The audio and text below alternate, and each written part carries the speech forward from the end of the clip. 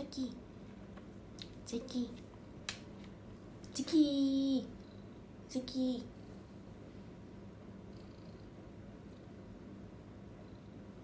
Jackie.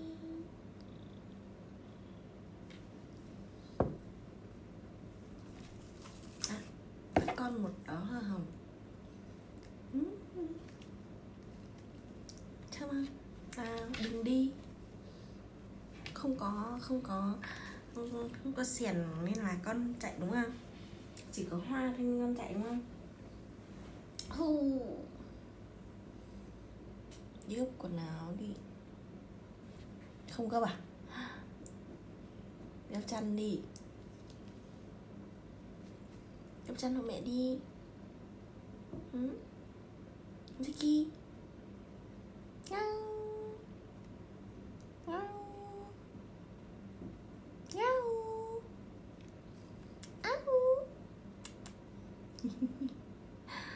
Trước mặt mà cơm chịu chứ kìa. Vicky, Vicky. Đói không? Ăn không? Không á? Sao gì lắc đầu đấy? Ăn không? Ăn không cả? Ăn không? Ăn không? Sao? Ăn không? Đói không? Ăn không? Bây giờ muốn ăn thì phải như nào? Thôi à, thôi, sợ.